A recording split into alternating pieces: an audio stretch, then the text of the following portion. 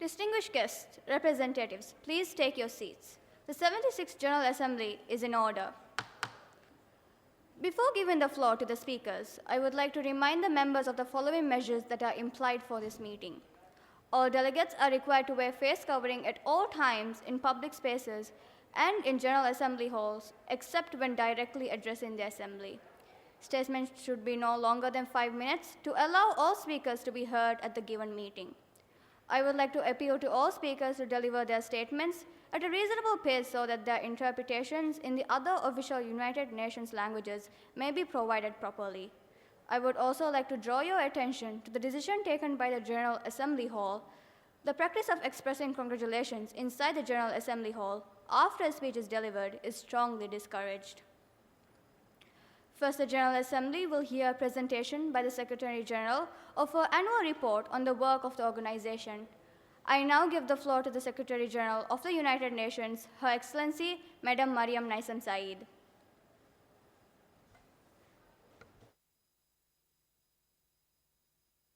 President of the General Assembly, Excellencies, guests, ladies and gentlemen, this is our wake-up call. The situation of the world is rapidly deteriorating, and we, as its guardians, are responsible.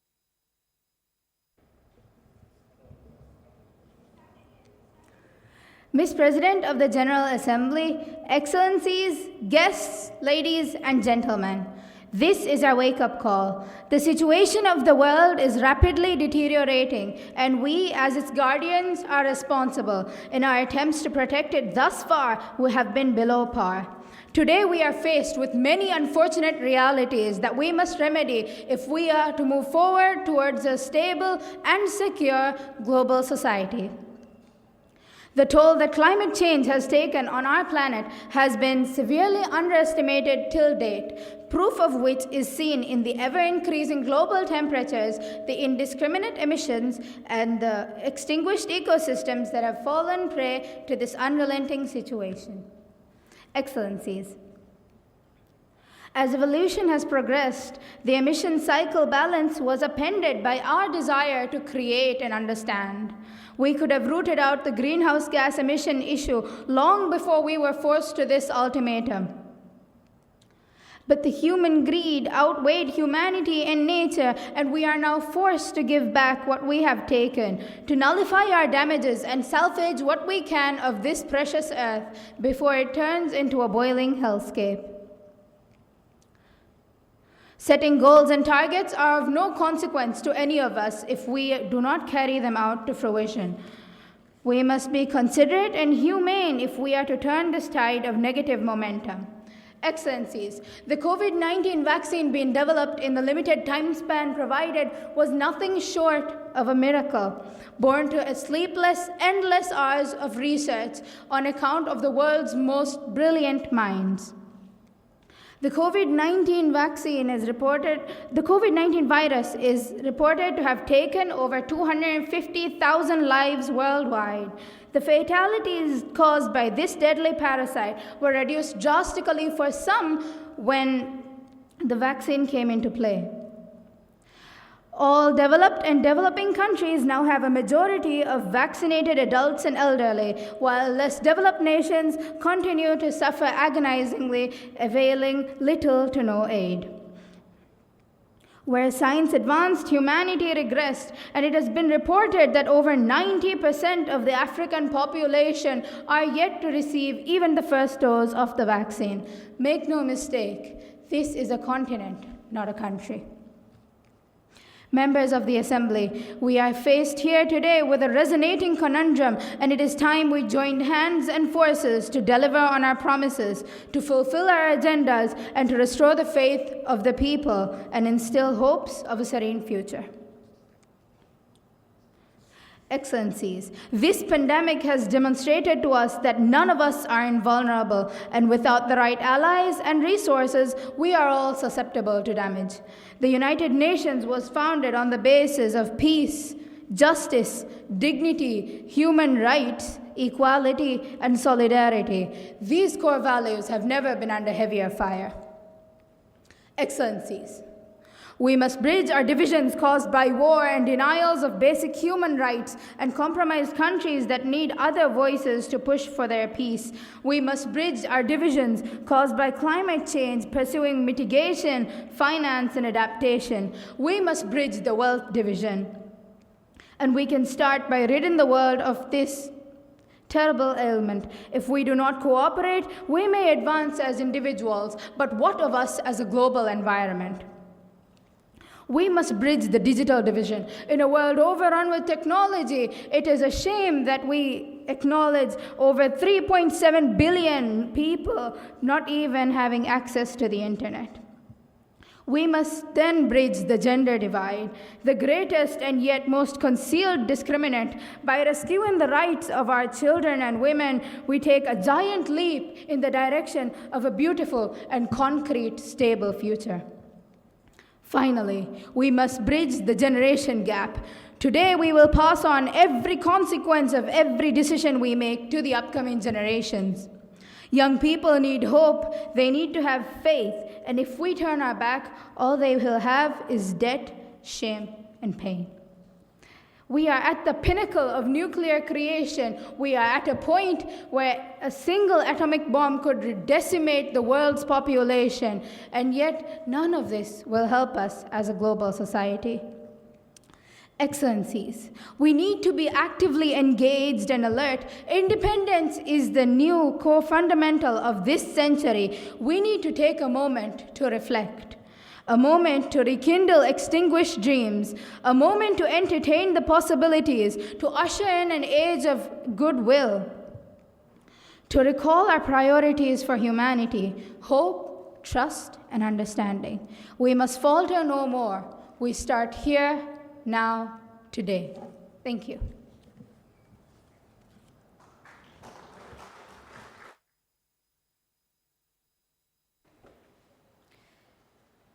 Thank you, Secretary General. The Assembly will now commence with the opening speeches. The Assembly will hear an address by Ms. Fatma Suha Ahmad, the representative of Brazil. I request protocol to escort Her Excellency.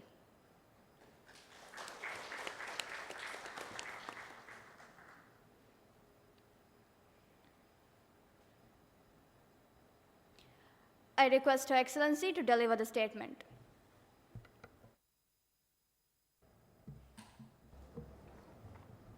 Madam President, Honorable Secretary General, Excellencies, ladies and gentlemen, good evening to you all. Madam President, Brazil has one of the fastest growing coronavirus pandemic rates in the world, which caused the disease spread rapidly across the country. The social distance from the population and the isolation of the cases are essential to mitigate its progression. These factors therefore allow time for the health service to be prepared for increased need for hospitalization both in hospital and intensive care units. However, its management to combat the coronavirus was inefficient because it reached much higher level than expected. About 94.4% of the individuals who constitute the poorest 20% of the depend on the SUS. Indeed, remote patient care has proven to be an excellent tool against coronavirus. Now, it becomes clear the need for more resources for the system function well. In other words, the COVID-19 further exposed the problem of the unified health system, especially the uneven distribution of the Brazilian, as well as the limited ability to perform diagnostic tests. In regards to only nursing professionals in the daily struggle against the coronavirus, among the factors that contribute to infection then can be mentioned an insufficient number of protective equipment. Madam President, thus they need adequate infrastructure with the protective equipment, hours of rest, good food, and psychological support. In addition, many of these professionals were inexperienced and came from health courses that anticipated graduation to meet the demand. To summarize, it's a necessity to recognize the importance of health professionals who work even at the high risk. Thank you, ma'am. Thank you, Representative of Brazil, for your statement. The Assembly will now hear an address by Mr. Hassan Hussein Muad, the representative of Maldives. I request protocol to escort His Excellency.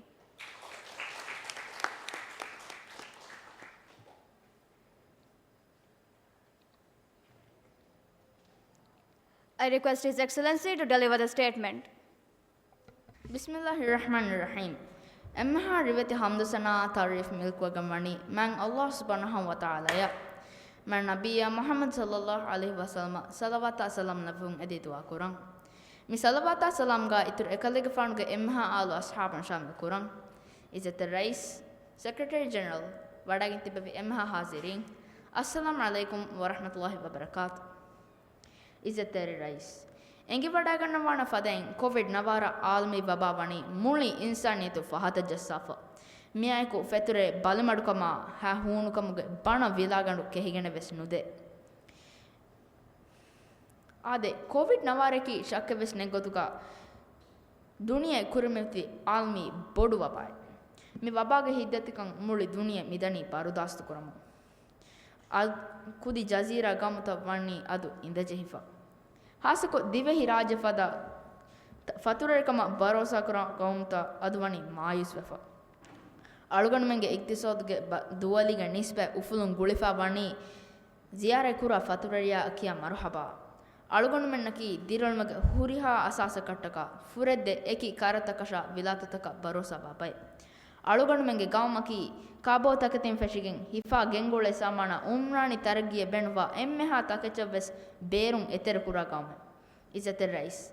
Me almi wabage furabandaiku duniyage gawmtoge infarta talale bandomun faturerkam huttunu daturu faturge tereng kuramun a fula viafarige amali muamalata huttunu natijage goton iktisod davwan feshi beru fasa libun mulin kahala gotaka hutti dativi nedeve asartauge wahakatak dakka konun la karne aluganmenge daringe tawlima ilmi harakata aharu take fahata jahum mi madu dosteke terega gawmi targi etan ahartake fahata jahum ade khilafu birwerikama duniyage sihi jamiyage lafa sihi mahirunge lafaga matin kuravunu gina guna masakettakaiku adumi wani hisabage kuriyanu libi muhalta rujuama fashafa rajyege muli abadiga addiha fas insatyavure gina mihun wani vexinge dedos furihama koffa Izzat Rais faitu dia fas aharaki duniya tahammal kuri emme hunugata fas aharu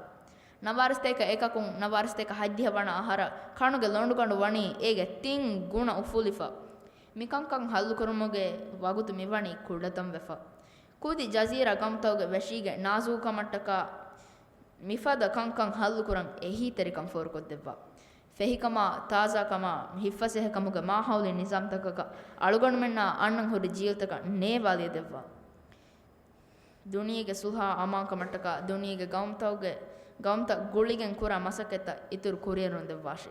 Wassalamu alaikum wa rahmatullahi wa barakatuh. Thank you, Representative of Maldives, for your statement.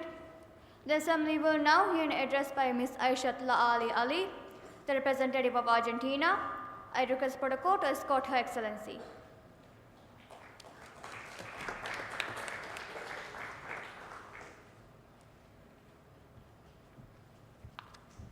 I request Her Excellency to deliver the statement.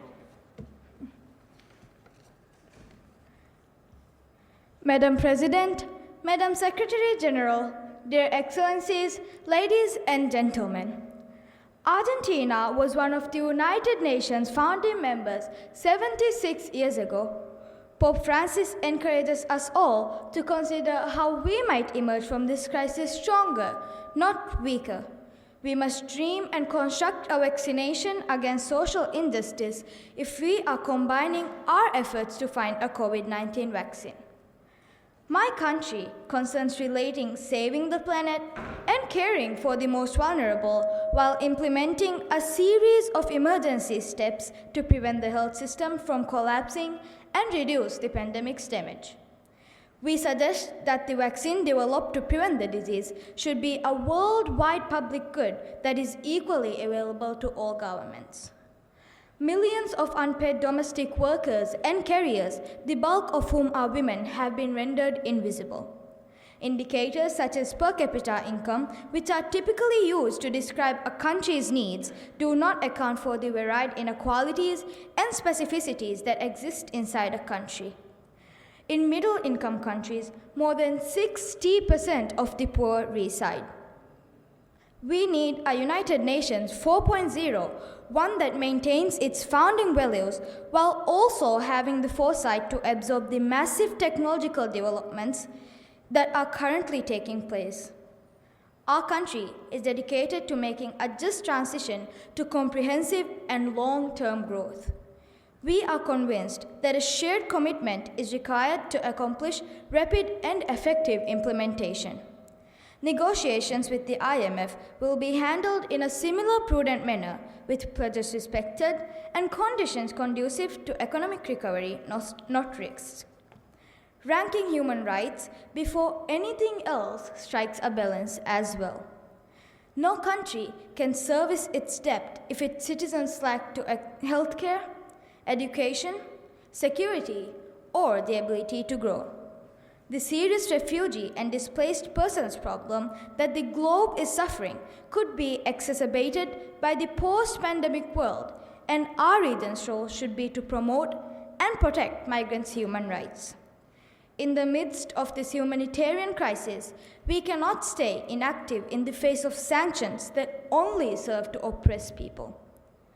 My country was recognized by the United Nations as the country that implemented the greatest number of gender-sensitive measures during the pandemic. I want to keep the policy in place that started in 2003 and has been in place since then. We also ask that the international community follow the instructions in the Interpol Red Notices. The United Kingdom has consistently refused to resume talks over the disputed Falkland Islands, escalating the conflict by advocating for the unlawful and unilateral exploitations of renewable and non-renewable natural resources in the region. In addition, the UK maintains an unwarranted and excessive military presence in the islands, which only adds to the tension. Thank you.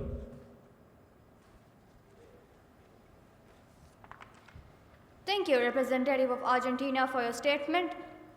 The Assembly will now hear an address by Mr. Mohamed Yanish, the representative of Denmark. I request Protocol to escort His Excellency.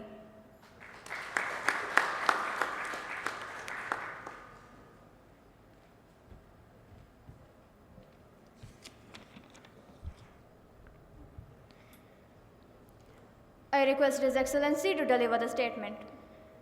Madam President, Mr. Vice President, Secretary General, Excellencies, ladies and gentlemen. The world is facing many challenges. 75 years after the establishment of the United Nations, we are more dependent on each other than ever. We need more support and we need more cooperation. We are facing a global pandemic threatening the lives of the most vulnerable people in our countries. We are facing climate change that risks getting out of control. We are facing an economic setback that may rob millions of people of a decent future. All of these challenges have one thing in common. They can only be solved if we work together as one. My country is ready to play its part. So far, we have allocated 1 billion Danish crowns to assist some of the world's poorest and most vulnerable people against the fight of COVID-19. We are committed to a reformed World Health Organization to ensure a stronger and a more resilient global health system. We plan to double our core support to the World Health Organization. We insist on using this pandemic as a wake-up call to build better, greener, and a more fair future to deliver on the Paris Agreement and on the Sustainable Development Goals. Madam President, we are ready to take the lead on fulfilling Sustainable Development Goal 7 as well. because energy transition must be at the heart of our efforts. Green investments not only help the climate, they create millions of jobs, providing better lives, stronger societies, and a future that we can believe in. In the years to come, we plan on reducing our emissions by 70%. Madam President, we must solve the global inequality that the virus has so brutally exposed. The inequality of today leads to the contracts of tomorrow. We need to bring our humanitarian development and peace efforts. Madam President, the world of today faces more global challenges than ever. I am hopeful that together we can deliver on the promises made 75 years ago. We are the people, we must act together. Current and future generations expect nothing less. Thank you. Thank you, Representative of Denmark, for your statement. The Assembly will hear an address by Ms. Mariam Lassin, the representative of Russia. I request Protocol to escort Her Excellency.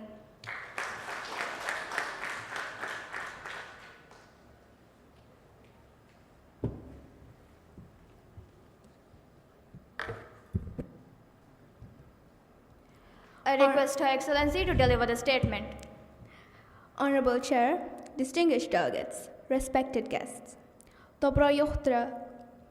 I am Mariam Lassin Ahmad Nasim, representing the Russian Federation. The Russian bear is back to hibernating. It's a known fact that my country is the largest country in the world. It's a territory of 1/8 of the part of the world's land populated by people. A multinational country that has huge natural and mineral resources. While the Russians make up the main part of the population, there are over 160 nationalities living in various regions of my country. Madam President, with such a population comes many problems as well. The COVID-19 pandemic presents a major challenge to my country as the virus continues to run rampant through the population. The economic situation in my country is also bleak. My country's economy continued to rebound from its pandemic-induced recession in the fourth quarter of 2020, easing its contraction as President Vladimir Putin opted against imposing a second national lockdown, quietly dropping its goal of becoming the world's top 5 economies. The poor economic situation is a result of the pandemic, the drop in oil prices, economic sanctions, and endemic corruption. Madam President, after a surprisingly small contraction in 2020, the recovery of my country is broadening, fueled by slowing outbreaks, progress in vaccination, and higher oil prices. The virus remains a threat. Normalcy is a long way off, but output could return to the pre-virus peak by the fourth quarter. At current oil prices, the economy may expand about 2.5% this year. Madam President, essentially, we have no other option as the broad cooperation at the United Nations is particularly relevant now, when the number of problems on the international agenda is increasing. The Honorable Chair annually brings such organizations together to host an exchange of opinions on issues of global policies. We believe it has been very useful to make the next step in this format and use it to draft some proposals of how to harmonize regional aspirations in order to give maximum broad and effective global responses to the challenges of our time. We're all in the same boat. It falls within our shared interest to make sure that the boat stays safely afloat on the waves of global politics. We're all different, but this must not borrow some working for the benefit of our nation and the entire humanity itself. It is the only way that we may be able to fulfill the honorable missions of the United Nations.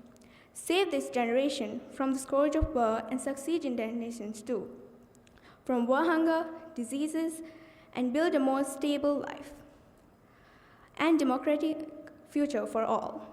In conclusion, let me propose a hashtag.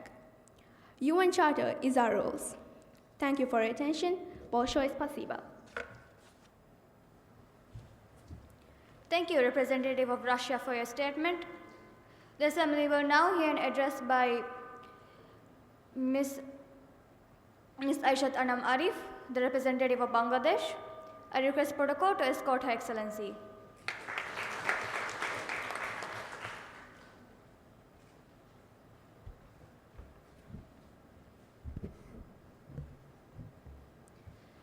I request Her Excellency to deliver the statement. Madam President, Vice President, Secretary General, Your Excellencies, ladies and gentlemen, Assalamu alaikum. First of all, Madam President, I would like to congratulate you on your election as the President of the 76th United Nations General Assembly. This pandemic has been hard on the whole world, and we must unite together to be able to fully defeat this virus. To do that, we must ensure that vaccines are made affordable and accessible to everyone across the world. However, as of such, we are seeing more of a vaccine divide between the rich and poor nations. According to the World Bank, 84% of vaccines are sent to high-income or upper-middle-income countries, while low-income countries get less than 1%. We should not move forward and leave millions behind. So I call for the whole Assembly to allow equal and affordable access of the vaccinations for all. Madam President, this pandemic has severely disrupted our education system. According to UNICEF, over half of the students in the world were affected by partial or full school lockdowns. Over 1 million students in low-income countries could not afford remote learning. We need a global plan that prioritizes the education recovery by funding for digital tools, devices, internet access, and capacity-building teachers. Madam President, the Rohingya crisis is now in its 5th year, and none of the displaced Myanmar natives have been able to go back to Myanmar. On our part to allow them to stay in Bangladesh, we have relocated them to Bashan Char and given those eligible from them vaccinations as to curb the spread of the virus in the camps. I urge the international community to work together to find a more permanent solution for this crisis through the safe, sustainable, and dignified return of the Rohingyas to their home in the Rakhine state. The COVID-19 situation has brought to light the inadequacy of the global response to tackle emergencies, and it has brought forth the need of global solidarity and collaboration. Therefore, we must demonstrate our ability to work together on global common issues and create space for new partnerships, alliances, and solutions. At this critical juncture, the UN is our best hope, so I wish the 76th Assembly the utmost success. Thank you. Huda Hafiz. Thank you, Representative of Bangladesh, for your statement. The Assembly will now hear an address by Ms. Fatma Shiam, the representative of Oman. I request protocol to escort Her Excellency.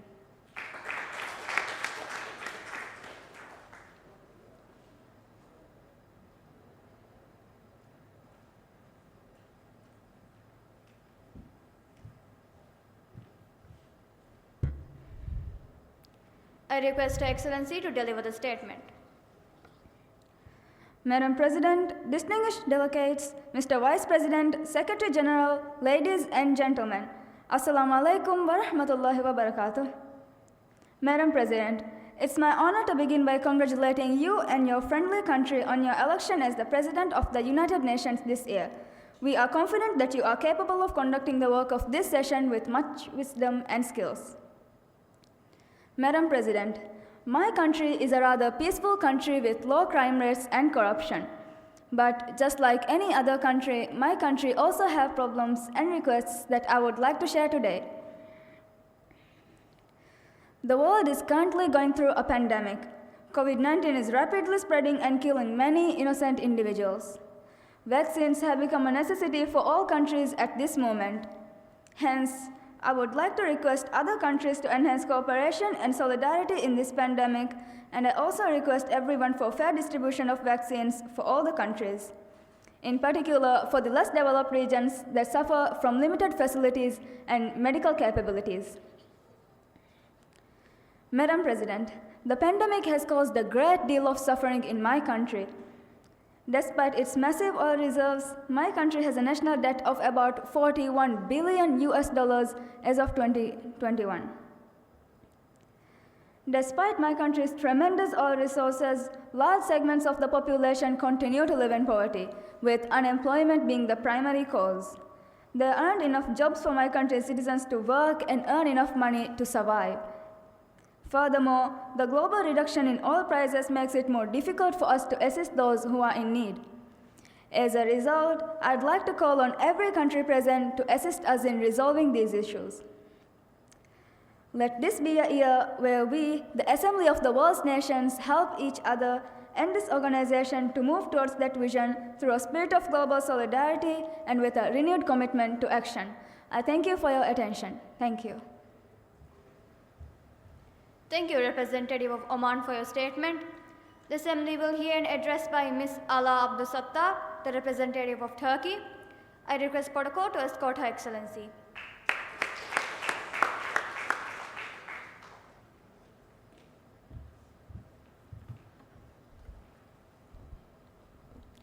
I request Her Excellency to deliver the statement. Madam President, Mr. Vice President, Secretary General, Honorable Heads of State, distinguished delegates, ladies and gentlemen, I would like to congratulate Madam President in the name of me and my country, and I would like to wholeheartedly greet you all. The past year and a half has had a great toll on the whole world. We have all spent many days apart and alone, in pain and in loss.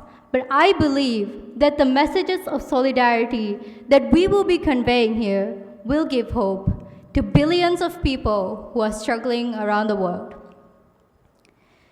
Though the pandemic has introduced many new problems, we must not forget about the problems we have been facing for many years.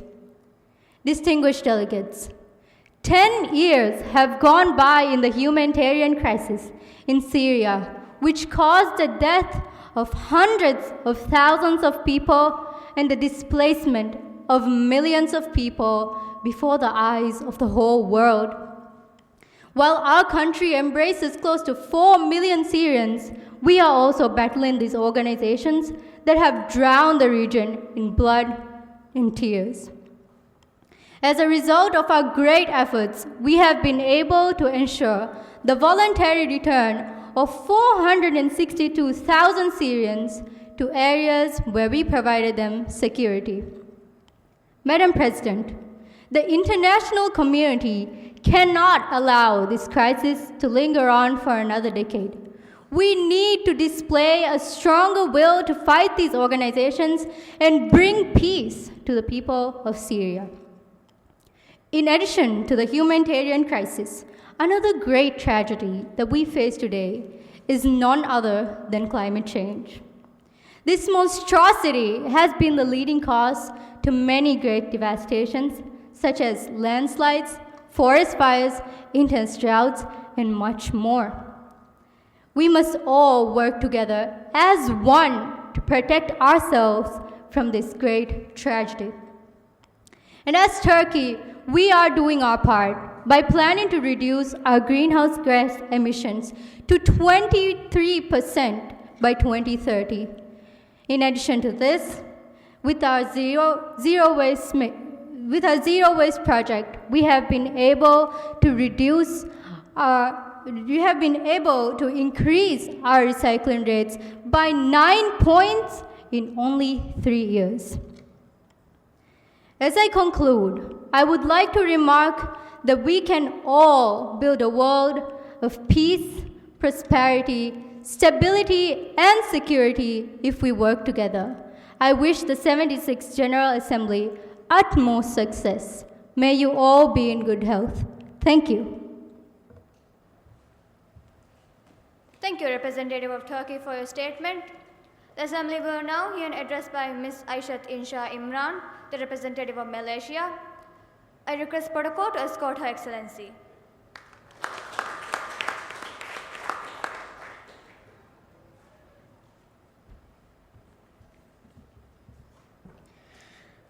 I request Her Excellency to deliver the statement.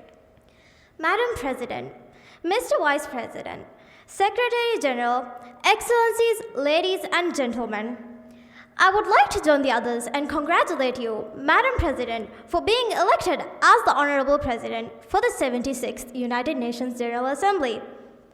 Last year, the international community came together hand in hand with a unified commitment to fight the widespreading disease of COVID-19. No one is safe unless everyone is safe. And Malaysia is fully committed on managing and recovering from this deadly pandemic as a union. However, I am saddened to say that the world is far from winning such a deadly war.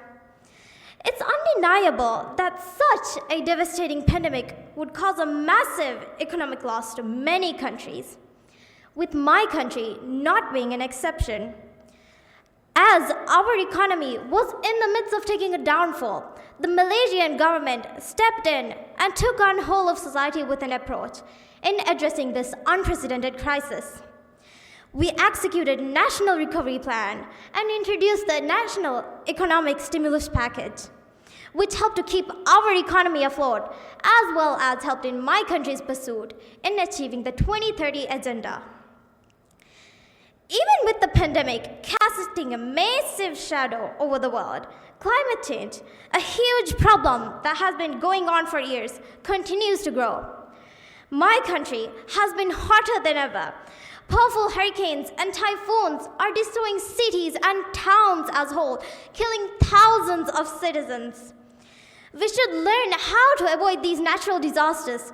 We should have teams of well-equipped national disaster experts ready to rush into such national disaster areas. Madam President, the development of nuclear weapons continues to be a threat to all of mankind.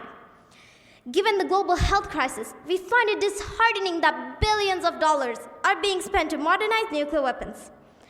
Rather than saving livelihood, we are wasting our money preparing for wars, inventing more new destructive weapons when all of us may be wiped out by the next natural disaster. And my country, Malaysia, supports the total elimination of nuclear weapons and the assurance that they will never be produced again.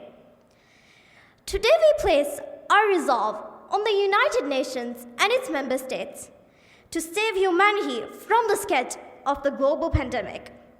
The pandemic has shown that we need to improve our global resolve to strengthen international cooperation and consider ourselves as a family of nations living with peace and prosperity. Thank you. Thank you, Representative of Malaysia, for your statement.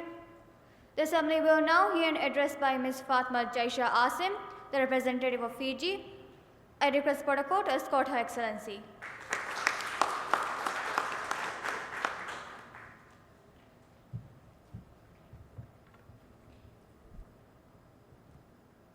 I request Her Excellency to deliver the statement.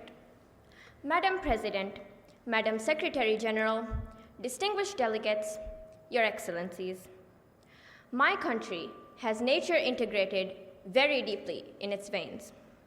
Therefore, we want sustainable economic growth that is powered by clean energy and immune to the effects of climate change.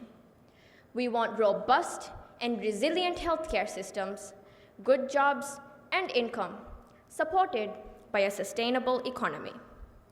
To succeed, our vision must become the vision of humanity, because our fate is the world's fate. Madam President, the present course of the world treks down a path we all wish not to be destined to. A deadly pathogen is burning through humanity like a bushfire, and inequity is feeding the flames. This year alone, climate-driven floods, heat waves, fires, and cyclones have taken the lives of hundreds and inflicted unsustainable economic damage. It is clear as day that the problems are caused by humans, but we are refusing to become the solution. After suffering a deadly second wave of the Delta variant, over 98% of our 110 populated islands have at least had one dose of the vaccine, and more than 67% are fully vaccinated. We thank India, Australia, New Zealand, and the United States for helping us secure the doses we need. Our mission now is to recover more than 100,000 lost jobs and recoup a 50% loss in government revenues. Our socio-economic challenge. Vaccination nationalism must end. The G7, G20, and multilateral financial institutions have failed to stop it. Only United Nations can fill in this void of leadership. Your Excellencies, while wealthier nations have stabilized their economies by printing and investing trillions at near zero interest rates, developing nations, particularly small states, have had to borrow at punitive rates to simply keep our people alive. Through the pandemic, my government rolled out the largest cash transfer program in our history. The alternative was mass destitution, which we could not accept. To pay for it, however, we had to take on debt precipitated by a massive reduction in government revenues. This pandemic has been a painful lesson. Madam President, if small states are to build back greener, bluer, and better, we will all need an equal voice for our interests to be heard, understood, and acted upon. Thank you. Thank you, Representative of Fiji, for your statement. The Assembly will now hear an address by Mr. Mohamed Rashan, the representative of Nigeria. I request protocol to escort His Excellency.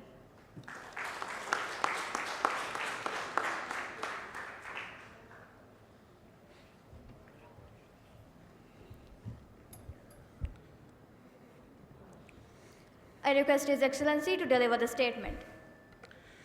Madam President, Mr. Vice President, Secretary General, my fellow delegates, Sanu.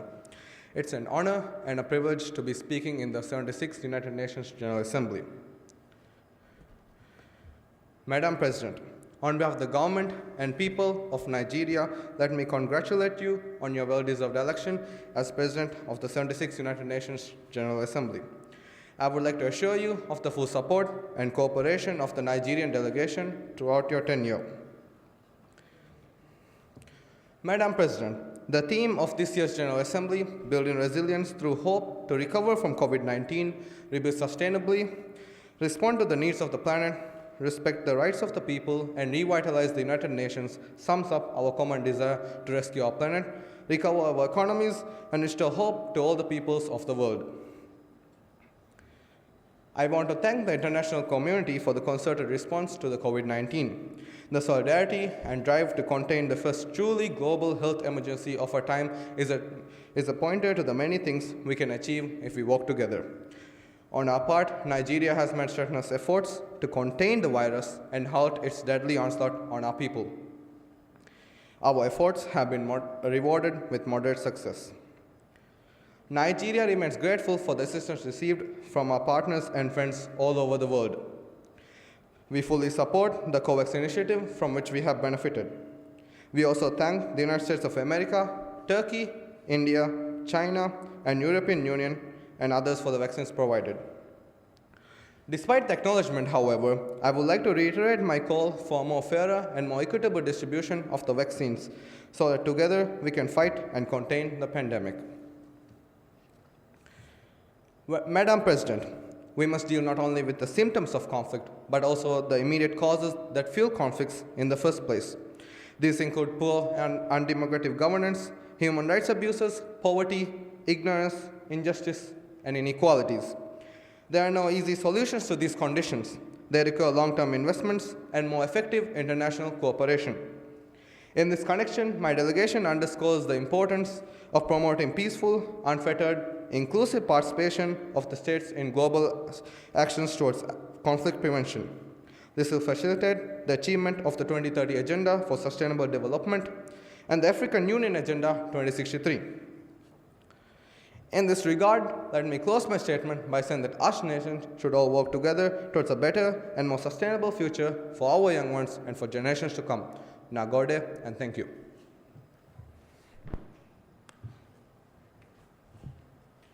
Thank you, Representative of Nigeria, for your statement. The Assembly will hear an address by the Representative of Japan, Mariam Zahra Mohammed. I request protocol to escort Her Excellency.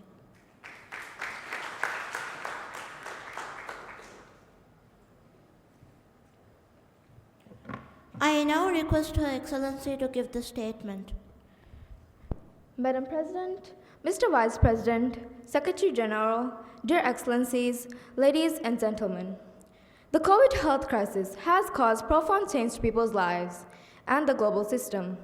We now face questions on how to overcome this crisis and build a better future. Today, I will share with you Japan's vision on how to address these urgent challenges which could shape the course of the world. Madam President, let me first talk about how we will overcome this pandemic, save as many lives as possible, and leave no one behind. This has been the conviction that Japan, as a country, followed throughout this battle against the pandemic. It is important to ensure equitable access to vaccines in every corner of the world. We must create an environment where all countries and religions can secure vaccines equally with no political or economic condition. Japan has provided countries and regions with approximately 23 million doses of vaccines manufactured in Japan through the COVAX facility and other initiatives so far.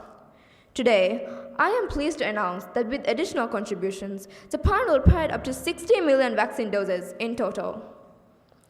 Japan has provided assistance of the order of USD 3.9 billion worldwide and will continue to make the utmost effort in overcoming COVID-19.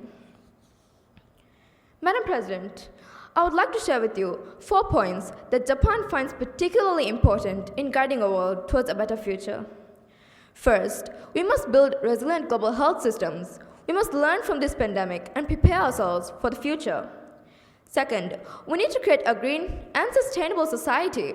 Climate change is a challenge that calls for the collective efforts of humanity as a whole to resolve.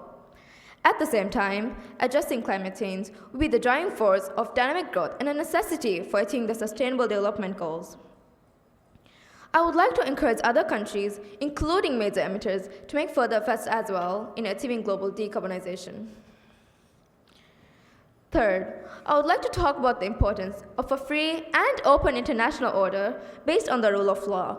We must uphold universal values such as freedom, democracy, human rights, and the rule of law, which was established to maintain peace and prosperity in each region and in the world. Fourth, we must realize a more peaceful and secure international community. Madam President, Japan is determined to do its utmost in collaboration with the members of the United Nations to overcome this crisis and build back better for a world full of hope. Thank you. Thank you, Representative of Japan, for your statement. The Assembly will hear an address by the representative of Bhutan, Jumada Mohammed. I request protocol to escort Her Excellency.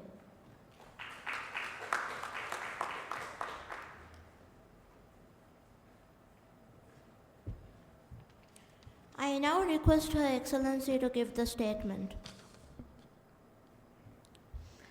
Madam President, Mr. Vice President, Secretary General, and distinguished delegates, I bring you warm greetings from His Majesty the King, Her Majesty the Queen, and the people of Bhutan, the land of gross national happiness.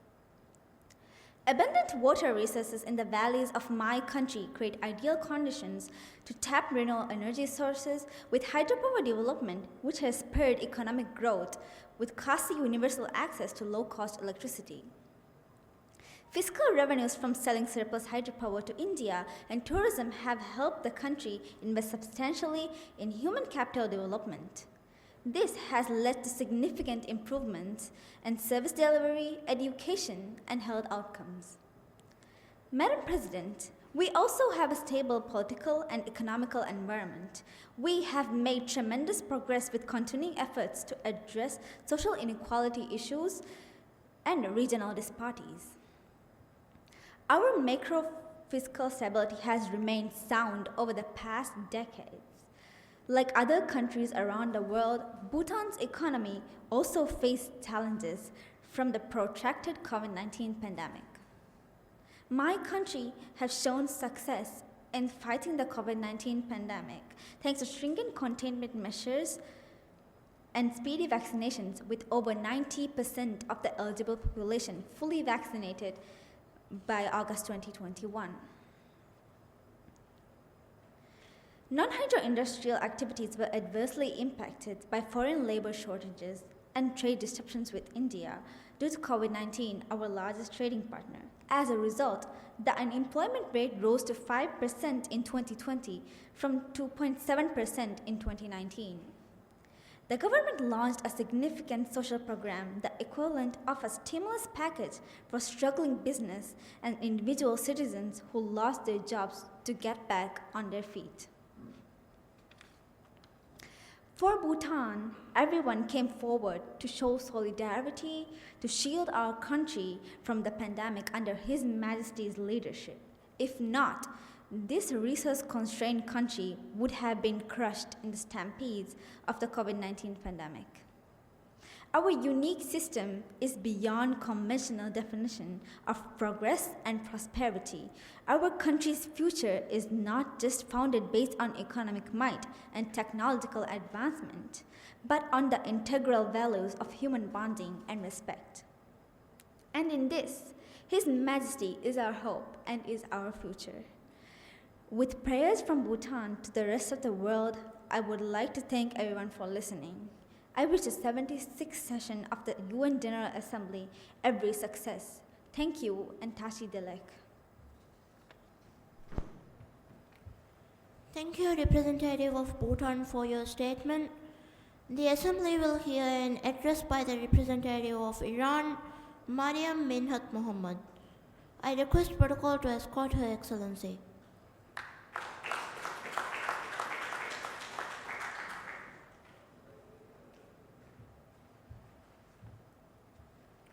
I now request Her Excellency to give the statement. Bismillahirrahmanirrahim. In the name of God, the compassionate, the merciful, praise is due to Allah, the Lord of the worlds, and His peace and blessings be upon Muhammad sallallahu alaihi wasallam and his pure household and his select companions. Dear Excellencies, ladies and gentlemen, Assalamu alaikum. Iran is a land of culture and civilization, the land of knowledge and spirituality, the land of perseverance and independence. Us Iranians have a unique identity and love to explore the world. For hundreds of years, our nation have safeguarded their right to self-determination and freedom against the hegemonies and have made the country the most progressive in the election-based political system in the West of Asia. Freedom means the right to think, decide, and act for all human beings. Peace and lastly security are ties to the administration of justice. Justice and freedom may be achieved only when the rights of all nations are fulfilled. As a matter of fact, any violations of the rights of any nations will more than anything endanger global peace and security. Over the past decade, the US has been making the mistake of modifying its way of war with the world instead of changing its way of life. An erroneous path cannot be brought to fruition by merely adopting a different method. Sanctions are the US's new way of war with the nations of the world. Sanctions, and especially sanctions on medicine at the time of COVID-19 pandemic, are crimes against humanity. The Islamic Republic of Iran proposes that any kind of sanction-induced restriction or disruption in the supply of good health and environment as to humanitarian issues be declared forbidden. Moreover, I, on behalf of the Iranian nation and millions of refugees hosted by my country, would like to condemn the continued illegal US sanctions, especially in the area of humanitarian items, and demand that this organized crime against humanity be recorded as a symbol and reality of the so-called American human rights. Knowledge that is beneficial to humanity cannot be sanctioned. A new era has begun. The Islamic Republic of Iran is ready to play its part for a better world. A world brimful of rationality, justice, freedom, morality, and spirituality. Thank you all for your attention. May peace and mercy of Allah be upon you. Thank you, Representative of Iran, for your statement.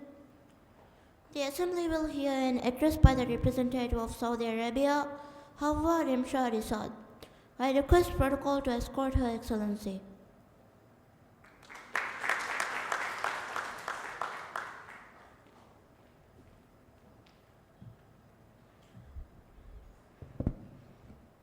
I now request Her Excellency to give the statement. Mr. Vice President, Madam President, Honorary Secretary General, dear Excellencies, ladies and gentlemen, Assalamu alaikum. The COVID pandemic has shown a road to a sustainable recovery goes through collaboration between all of us in a collective framework. The Kingdom has had a vital role in leading the world response to the pandemic through its G20 presidency of last year. My country supports international efforts to confront the pandemic and is keen to see a recovery on the international economy of the world. Madam President, in order to confront the repercussion of the coronavirus pandemic as well as to ensure stability in world oil markets, their stability and oil supplies, in order to protect the interests of consumers and producers alike, my country realizes the importance of concerted efforts and joint efforts to confront climate change. Madam President, my country stresses the importance of making the Middle East a region free of all weapons of mass destruction. My country gives utter priority to encouraging peace, security, and supporting dialogue and peaceful solutions. Thank you. Thank you, Representative of Saudi Arabia, for your statement. The Assembly will hear an address by the Representative of Italy, Yashmo Yaman. I request protocol to escort Her Excellency.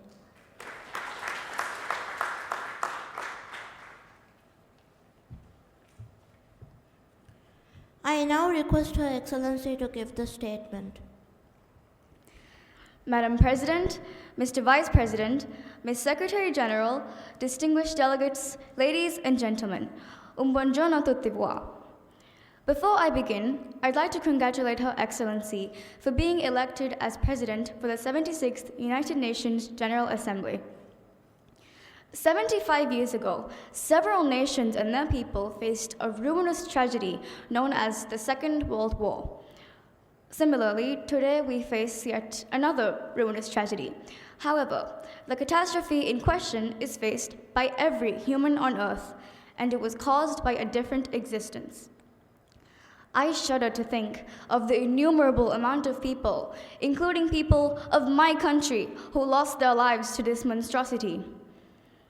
Statistics show that approximately 132,000 Italian citizens passed away due to COVID-19, and about 4.72 million cases have been recorded since the beginning of this pandemic. We, as a united community, need to end this. We are all in a vulnerable position as of current, which is precisely why we need to guarantee that everyone receives equal and universal access to vaccines, diagnostics, and therapeutics. This pandemic has done no good. It has taken millions of lives, corrupted people's minds, put people in poverty, and more. Madam President, one of the most prevailing matters in my country is the failure to reduce air pollution, especially in the north, due to substantial industries being established there. In 2018, air quality levels peaked at red alert status, causing respiratory and heart problems, which resulted in the 9% of deaths of Italians 30 and above. I humbly inquire that the United Nations moves to make more people aware of the dangers of air pollution and ways to put an end to it in my country. And like any other, my country also faces the wrath of climate change. The cost of its impacts is exponentially increasing as we speak. We are all aware that climate change promotes inequality among regions, right? Well, every sector of my country's economy is being negatively affected. I encourage all of us to be mindful of our ways.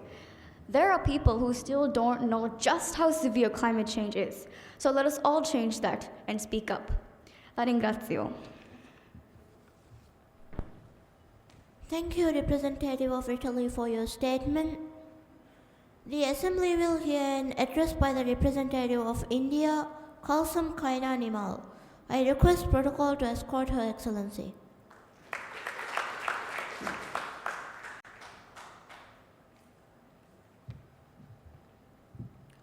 I now request Her Excellency to give the statement. Madam President, Secretary General, Excellencies, Ambassadors, and delegates from different countries, Namaste.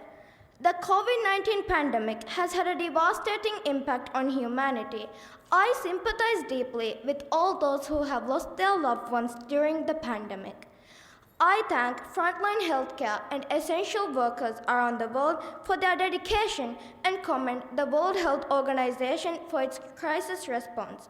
I also greatly appreciate the rapid advances made by the scientific and medical communities in devising vaccine and treatment protocols to combat the virus. Madam President, today I am going to highlight a long-term conflict, the Kashmir conflict. The Kashmir conflict is a dispute over the territory of Kashmir. The dispute is in between India and its neighboring Pakistan. We claim all of the region that was once a princely state. My country currently controls about 43% of the territory, including most of the Jammu, the Kashmir Valley, Ladakh, and the Siachen Glacier. Our claims are disputed by the Pakistan, which controls about 37% of the territory, including Azad Kashmir and the northern areas of Gilgit and Baltistan.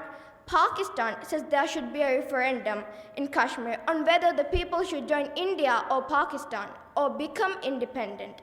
Madam President, my country strongly believes that Kashmir rightfully belongs to us. Additionally, Kashmir is incredibly valuable for the Indian nation. India is not going to let go of Kashmir at any cost to Pakistan. Madam President, I represent a democracy that is called the mother of democracy. And this year, India has completed 75 years of independence. Our identity is our strong democracy. India is 1/6 of the world. Therefore, when India grows, the world grows. When India reforms, the world transforms. Madam President, iniquitous growth in adequate job and educational opportunities and denial of basic human freedoms are growing to radicalization of youth, intolerance, and extremism.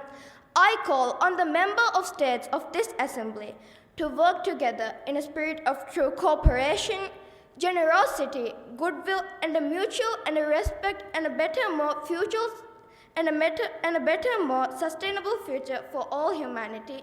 My country stands ready to play its part in the noble endeavor. I thank you. Dhanyavad. Thank you, Representative of India, for your statement. The Assembly will hear an address by the Representative of Pakistan, Nafla Nasrullah. I request protocol to escort Her Excellency.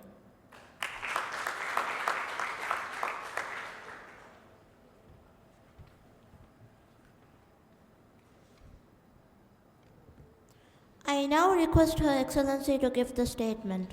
Bismillahirrahmanirrahim.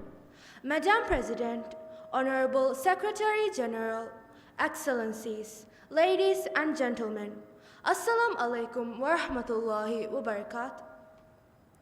The world is facing multiple challenges because of the COVID-19, the accompanying economic crisis, and the threats posed by climate change. The virus does not discriminate between nations and people, nor do the catastrophes imposed by uncertain weather patterns.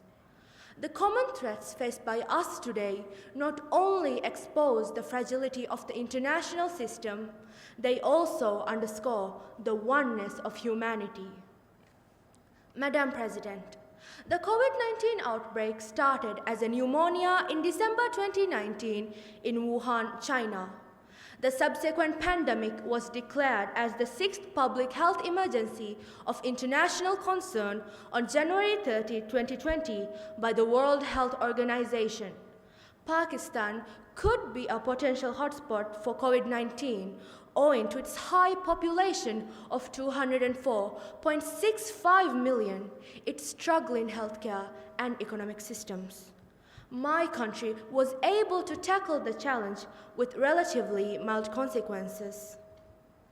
By the grace of Almighty Allah, my country has been successful so far in controlling the virus. Our calibrated strategy of smart lockdowns helped save lives and livelihoods and kept the economy afloat. Most importantly, we have been able to protect the poorest segment of our society from the worst fallouts of the lockdown. Madam President, Pakistan desires peace with India as with all its neighbors. But sustainable peace in South Asia is contingent upon resolution of the Jammu and Kashmir dispute in accordance with the relevant United Nations Security Council resolutions and the wishes of the Kashmiri people. Indian actions violate the resolutions of the UN Security Council on Jammu and Kashmir. The resolutions clearly prescribe that the final disposition of the disputed territory should be decided by its people through a free and impartial referendum held under the UN supports. India's action in occupied Jammu and Kashmir also violate the international human rights and humanitarian laws, including the Fourth Geneva Convention and the amount of war crimes and crimes against humanity. I call upon India to reverse its unilateral and illegal measures instituted since August 5, 2019, and halt and reverse the demographic changes in the occupied territory. Madam President, Pakistan has a vital stake in ending conflicts, fostering peace, fighting terrorism, strengthening democracy, promoting human rights, generating global growth, and overcoming the challenges of environmental degradation. We can achieve these goals and create a new and peaceful world order only through the United Nations and by strict adherence to the principle of its charter. We have opportunities. Now it is our time to take on the world and to find and pursue our passion. Thank you. Thank you, Representative of Pakistan, for your statement. The Assembly will hear an address by the Representative of France, Aminat Zaina. I request protocol to escort Her Excellency.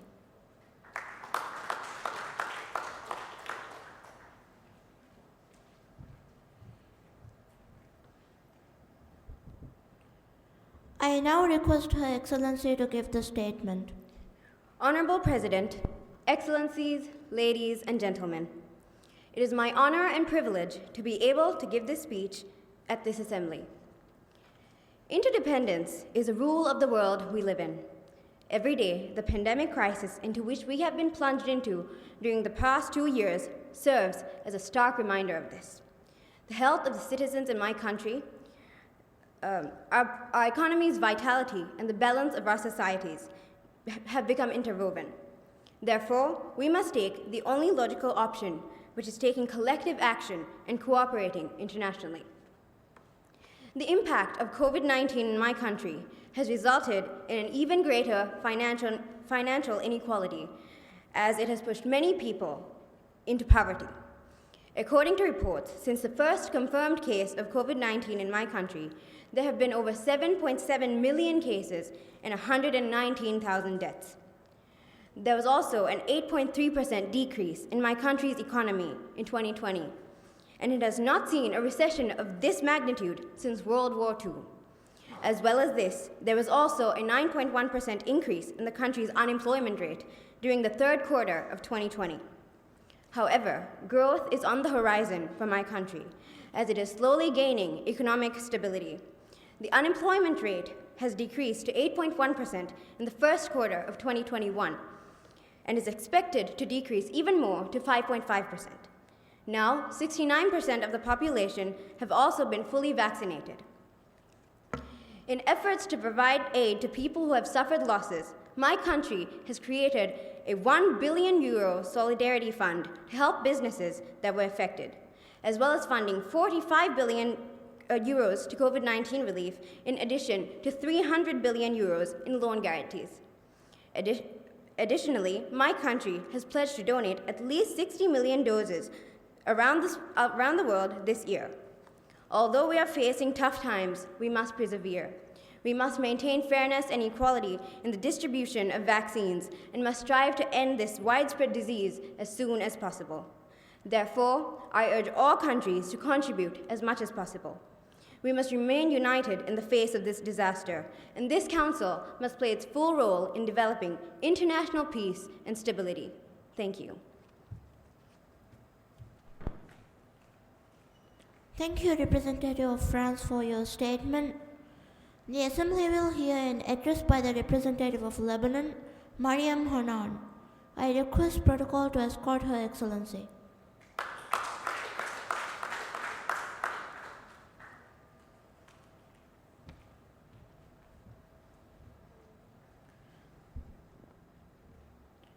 I now request Her Excellency to give the statement. Thank you, Madam President, Model UN delegates, and distinguished guests. It is an honor to be here, and I am delighted to speak with you today. Lebanon is undergoing a crisis that has never been seen before. A severe recession as a result of the economic and financial condition, the COVID-19 pandemic and its ramifications, and the Beirut port tragedy have all occurred at the same time. The first wave began in February 2020, following which the country experienced several episodes and peaks while alternating between lockdowns and phased liftings. On August 2020, the capital of Lebanon saw an earthquake-like blast. The level of material loss is unheard of. Not only was the port of Beirut destroyed, but it also damaged roughly 200,000 residential units in Lebanon. The infrastructure, electrical grid, and water system have all been severely harmed. The aftermath had a significant impact on economic activity as well as a substantial increase in poverty rates, which were already around 45% prior to the explosion. Madam President, the most serious issue is the complete destruction of communities and infrastructure. To reconstruct them, the international community must provide significant assistance to Lebanon. The fierce war that raged throughout many Middle Eastern countries over the last decade has calmed somewhat. Its impacts and implications for our country and society are becoming more widespread and entrenched, particularly on the economic and social levels. Lebanon is relying on a series of significant structural changes and reforms to its economic and financial system, which it is implementing in collaboration with appropriate international institutions in order to deal with its terrible economic condition. Lebanon assures the international community that it will execute a set of administrative, financial, and economic reforms aimed at supporting the country's economic recovery. Thank you. Thank you, Representative of Lebanon, for your statement. The Assembly will hear an address by the Representative of Philippines, Mohamed Layan Latif. I request protocol to escort His Excellency.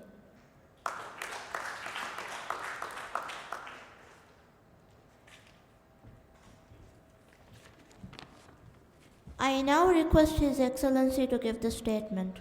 Madam President, Mr. Vice President, Secretary General, fellow delegates, Excellencies, ladies and gentlemen.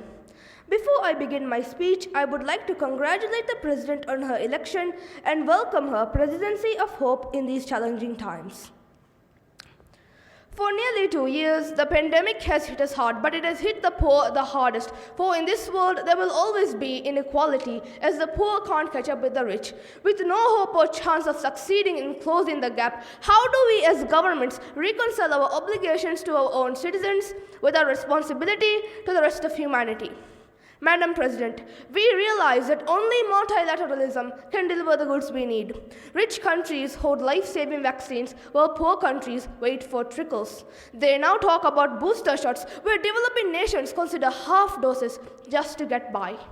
This is shocking beyond belief and must be condemned for what it is, a selfish act that can either be justified rationally or morally. That is why we must unite and help defeat the virus, and vaccines are the way to do so. That is why my country has committed $1 million to the US COVAX facility as our modest contribution to help the fight against COVID-19. Just as COVID-19 has an even impact on the people, climate change has also exposed the varying vulnerabilities of countries around the globe. For my country, the risks and burden of a warming climate are simply not the same, as my country has been suffering from harsh weather. Just last year, Typhoon Goni, the strongest typhoon of 2020, hit the southeastern tip of Luzon in my country on Sunday, November 1st.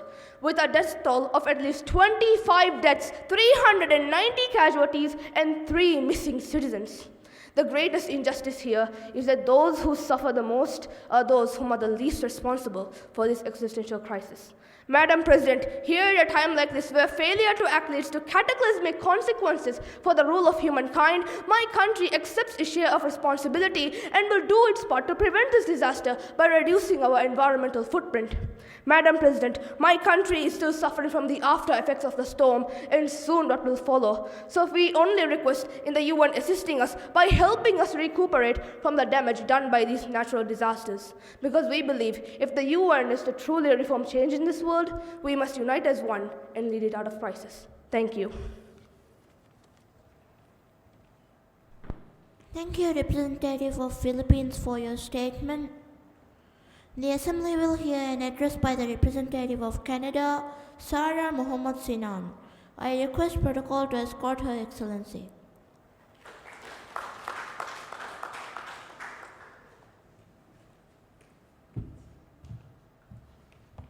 I now request Her Excellency to give the statement.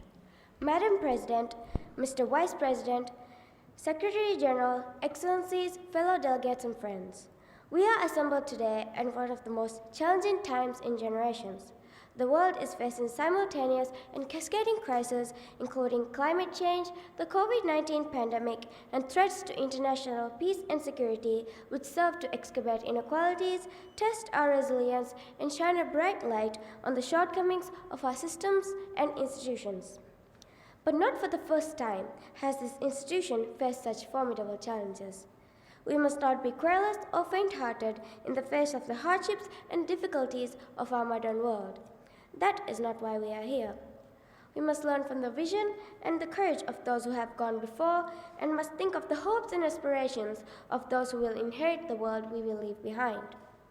From the ashes of World War II, our parents and grandparents responded to the unprecedented social and economic collapse of the 1930s and 40s with its accompanying death and destruction by building a new international order based on strong rules, strong international institutions to bring stability, prosperity, and peace for the generations that would follow.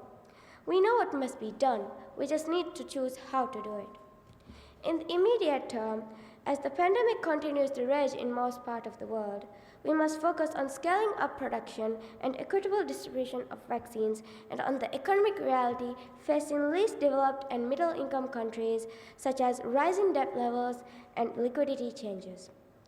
Addressing these inequalities and fostering a more robust spirit of global solidarity in the face of these daunting challenges reflect not only Canada's values and interests, but also the values and interests of the United Nations. We have the solutions and tools at our disposal. If we listen to each other and bring these critical issues to the center of our work together, we can make progress. It's entirely in our hands. Thank you. Thank you, Representative of Canada, for your statement. The Assembly will hear an address by Mr. Ahmadhiyya Mohamed Anis, the representative of USA. I request protocol to escort His Excellency.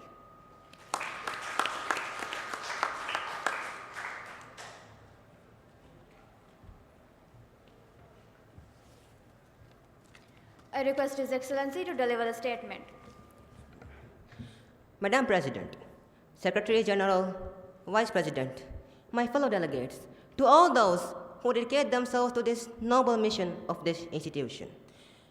We meet this year in a moment intermingled with great pain and extraordinary possibility. We've lost so much to this devastating pandemic that continues to claim lives around the world and impact so much on our very existence. To fight this pandemic, we need a collective act of science and political will.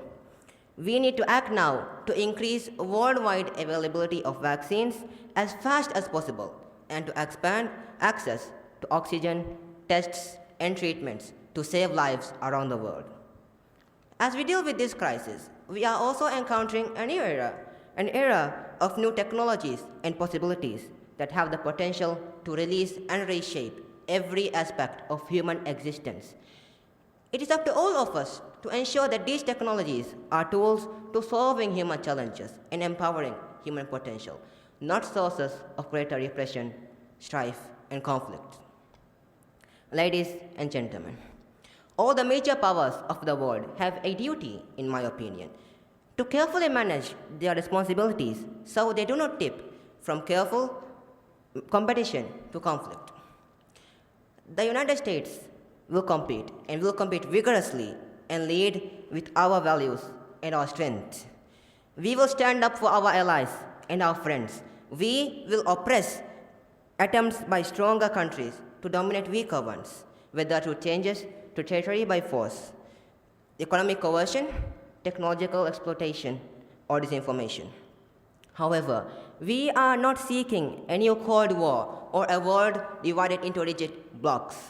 We as an international community must redouble our diplomacy and commit to political negotiations, not violence, as our tool of first resort to manage tensions around the world.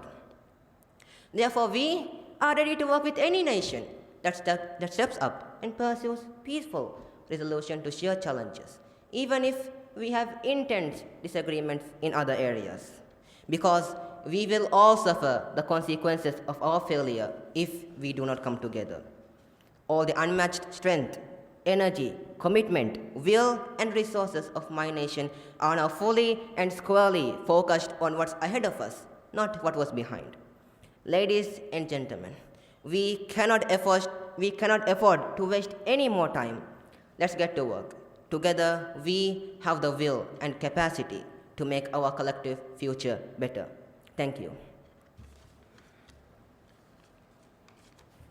Thank you, Representative of USA, for your statement. The Assembly will now hear an address by Mr. Mohammad Sheikh Shiham, the representative of Mauritius. I request protocol to escort His Excellency.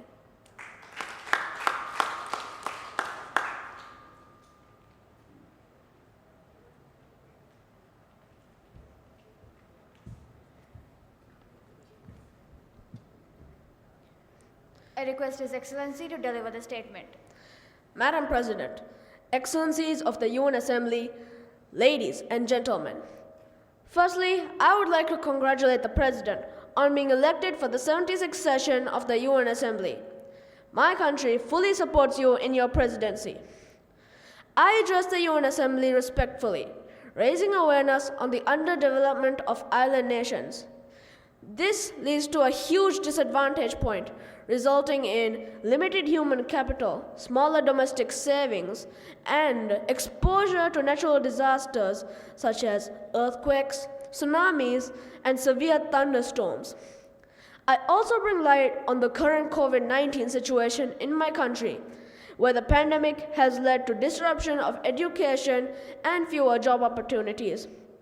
Though the country continues to heal, we need the COVID-19 vaccine that was deployed several months ago to reach island nations such as ourselves so that we can step out of our homes safely. We can never say that life has fully gone back to normal, but we can adapt to the present for the sake of the future. This global pandemic has been a huge setback in our national economy. For when thousands lost their jobs and national sales decreased, our GDP has fallen by 14.9% in 2020. We request expansion of the financial services sector and the G20 debt suspension to reach middle and low economy countries struggling to recover from this ravaging virus. It is only natural that the COVID-19 crisis is our main problem, but we must not forget about the natural condition of planet Earth. For these natural disasters and ruined ecosystems can only be the beginning. My country has had its share of environmental issues, facing water pollution, soil erosion, and difficulty in its preservation of wildlife. But of late, my country has witnessed catastrophes downright dangerous. On July 25th, southeastern coast, a Japanese-owned ship MV Boccaccio struck our coral reefs and became stranded. 10 days later, the fuel tank was breached, triggering an oil spill. This disaster threatened my country with its toxic sludge on our pristine beaches and marine ecosystem. The ocean is the backbone of my country's economy, last bringing in $1.6 billion as a tourist destination. We stand by preventing catastrophes such as this one and protecting the environment and its majestic biodiversity. We haven't made much progress fighting individually, but we can do great things as a united front. And our biggest problem yet is the constant abuse of human rights and gender inequality. We cannot expect these problems to go away on their own, for then it only grows. Nor can we ignore it or pass it up, for it threatens the people of our present and future. I respect the Sustainable Development Goals, but we must act quickly and efficiently to attack the situation. Tomorrow is determined by today's actions. So together, let us work to better the world for the next generation. For with ambition, we must act upon ourselves to deliver. I assure the UN Assembly of my country's full cooperation in solving these issues. We will play our part, working alongside the international community to fulfill a promise of peace and stability. Thank you. Thank you, Representative of Mauritius, for your statement. The Assembly will now hear an address by Mr. Ismail Ihsan Hussain, the representative of Australia. I request protocol to escort His Excellency.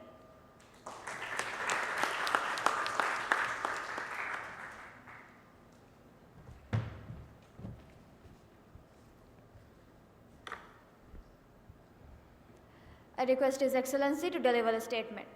Thank you, Madam President. Dear Excellencies, ladies and gentlemen, it's a pleasure to give Australia's national statement to the General Assembly.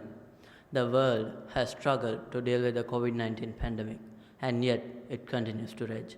Today, I'd like to speak about three of the most pressing global challenges that we face as a community, challenges that shape our times. Madam President, COVID-19 has tested the world like nothing in our lifetime. We mourn for the millions of lives we lost and millions more who suffered such terrible illness. After so much heartache, so much sorrow, there is hope now, a way forward for the development of a safe and effective vaccine, a global vaccine rollout, the largest in the world's history. Vaccination is the key to keeping our neighbors safe. Australia has been helping countries because none of us are safe unless all of us are safe. We have also contributed $130 million to COVAX facility. Not only that, but also, Australia is determined to play our part in meeting the global challenge as the world makes a transition to a net zero global energy economy. Finally, we will continue to raise our voice on important issues like the rights of women and girls of the indigenous people. Madam President, we learned through the pandemic that every moment of a challenge requires us to think in a new way and engage with each other and learn as we go. Thank you. Thank you, Representative of Australia, for your statement. The Assembly will now hear an address by Ms. Asha Ahmad Riza, the representative of Syria. I request protocol to escort Her Excellency.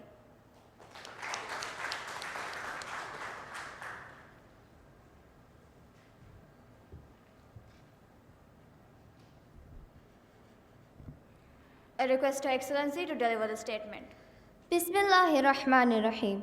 Honorable President of the 76th session of the UN General Assembly, Vice President, Secretary General, dear Excellencies, ladies and gentlemen. The circumstances faced by the world as a whole over the past 2 years has been unforeseen and devastating. It has given way to the theme of the 76th session of the UN General Assembly, building resilience through hope.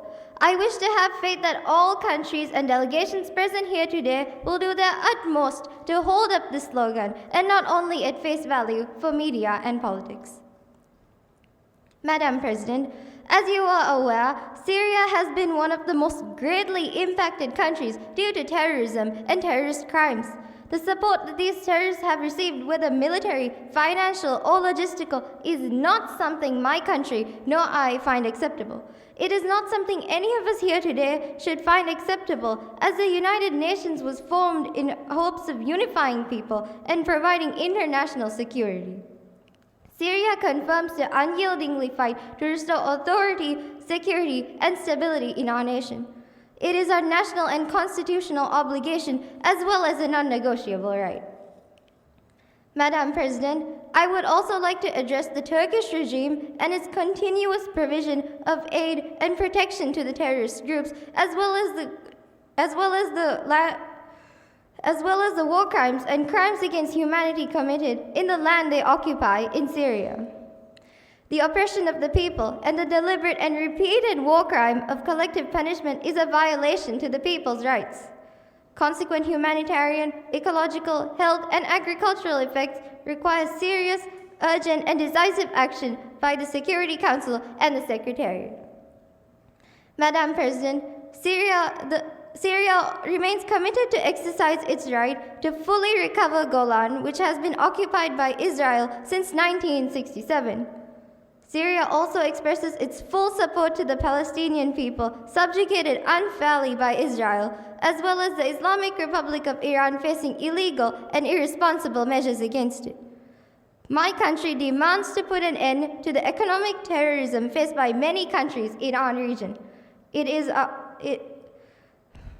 We condemn such acts, and oppressors should be held accountable in accordance with international law and UN regulations.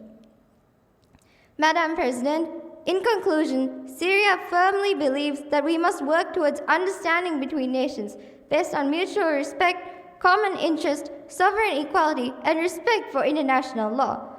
It cannot be denied that this is a step we must take in order to attain democratic and just world order, contributing to the achievement of the people's aspirations. The interconnected world we live in is not the same as it once was, and we need to understand that serving our own interests only cannot bring us the success, development, prosperity, and stability that we want. Thank you. Thank you, Representative of Syria, for your statement. The Assembly will now hear an address by Ms. Aishat Uns Abdullah, the representative of Germany. I request protocol to escort Her Excellency.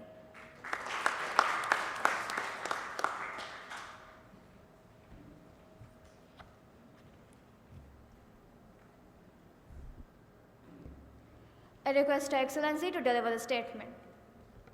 Madam President, Mr. Vice President, Honorable Secretary General, dear Excellencies, ladies and gentlemen, never before have we had such an existential experience of our interdependence.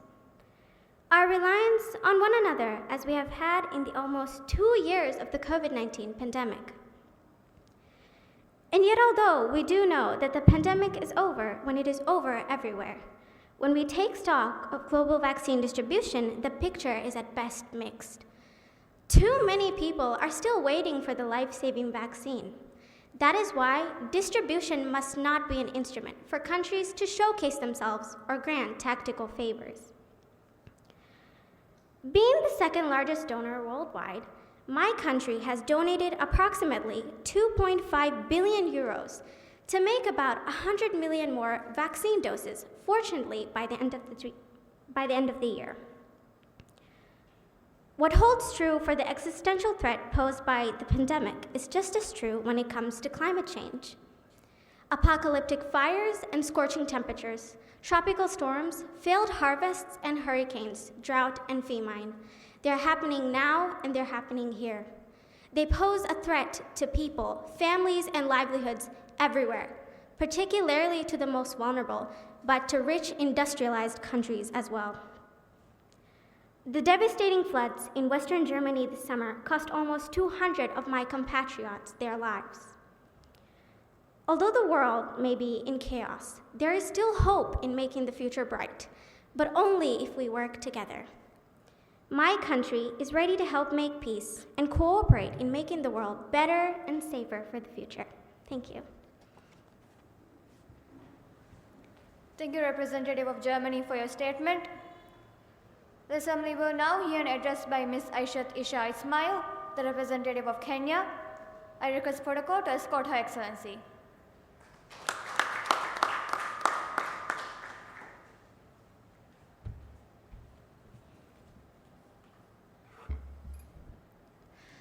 Madam President, Mr. Vice President, Honorary Secretary General, distinguished delegates, Your Excellencies, ladies and gentlemen, the theme of this year's session, Building Resilience Through Hope, to recover from COVID-19, has inspired my address to you all today.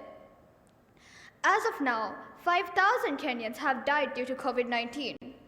We feel sorrow for these Kenyans along with the 4.7 million people that died due to this pandemic around the world. We, here in Kenya, replied swiftly and boldly to contain the pandemic. As a result, the death toll rises, which have seemed to be less important in comparison to other parts of the world. We need a worldwide response with confidence and investment in order to rebuild it successfully so that we can get back to the pre-pandemic levels. The surest way to build that confidence is by making vaccines available to the world in an equitable and an accessible manner. Your Excellencies, many leaders have mentioned in previous occasions the need to deliver concurrently economic recovery linked to climate change action. We have been severely affected by climate change. Due to climate change, 3.4 million Kenyans were left food insecure, over 500,000 Kenyans were left without access to water, and a 5.3% in livestock sales occurred to avoid death of the animals due to hunger and thirst. We should aim to make clear commitments that contribute to developing country investments in green manufacturing and infrastructure we require.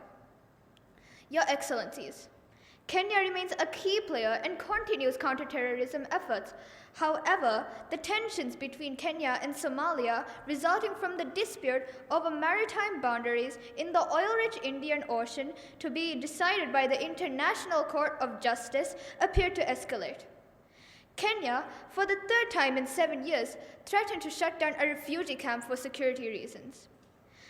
Kenya denied at least 3 Somali lawmakers and a cabinet ministry entry into the country on Somali passports, resulting into a diplomatic standoff between the two countries and adding to the ongoing mistrust and tensions. Somali leaders who presented non-Somali passports were, however, allowed into the country. As I conclude, we offer our solidarity as a member state of the United Nations to undertake the journey, to build back recovery and to prosperity, building the forward better in a multilateral system that is fair, inclusive, and effective. Thank you. Thank you, Representative of Kenya, for your statement. The Assembly will now hear an address by Mr. Hussein Azan Muad, the representative of Egypt. I request protocol to escort His Excellency.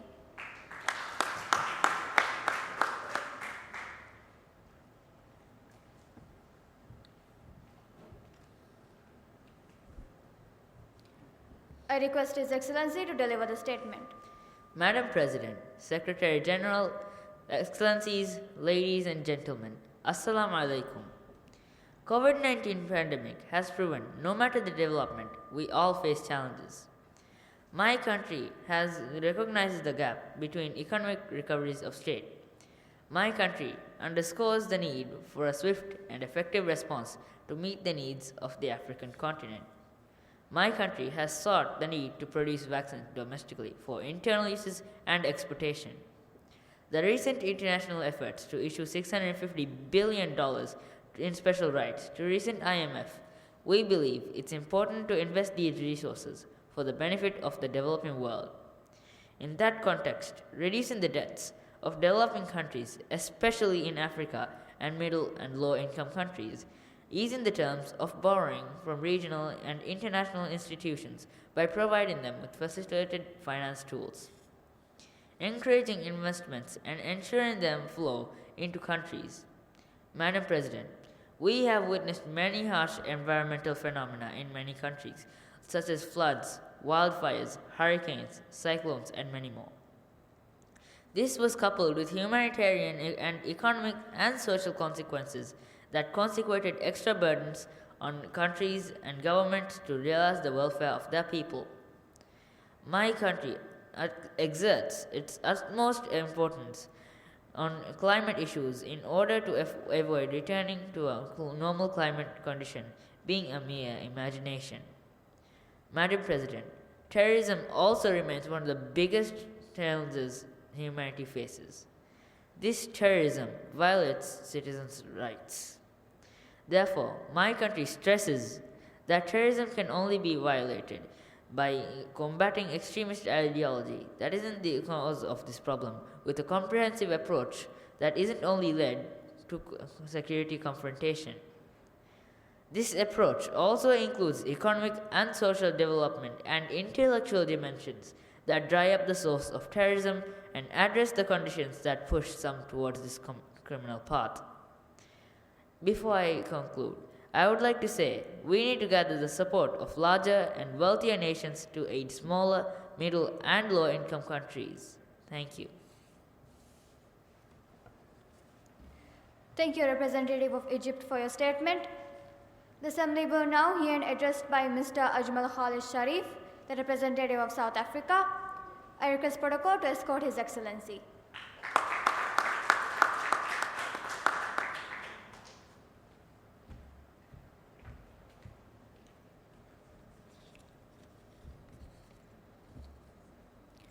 I request His Excellency to deliver the statement.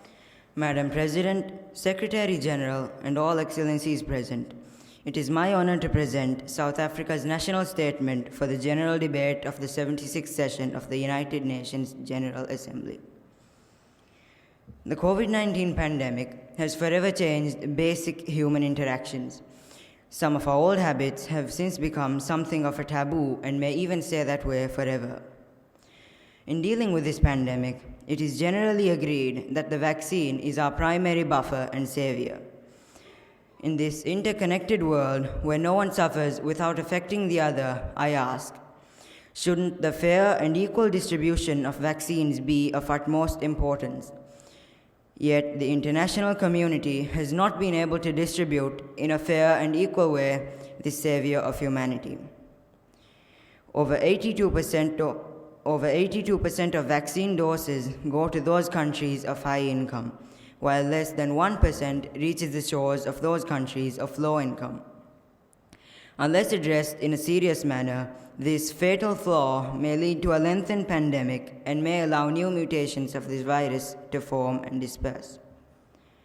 Madam President, though we are among those held least accountable, African countries tend to be caught in the crossfire caused by climate change. Millions of dollars worth of money, which could have been used for our betterment, tends to be lost in compensations. Racial segregation and all other forms of intolerance undermine and stifle our all-important efforts to build a tolerant, rightful, and respectful world. And I would like to say that South Africa stands firmly against all forms of intolerance. The United Nations stands as a beacon of hope for all who dream of a better world, one where blacks and whites, men and women, all under the name humans, are treated the same. Using this organization as our instrument, let us write and let write a new era for humanity, one of equality, freedom, fundamental rights, and shared prosperity for all. Thank you. Thank you, Representative of South Africa, for your statement. The Assembly will hear an address by Mr. Hussein Ad Asim, the representative of Ireland. I request protocol to escort His Excellency.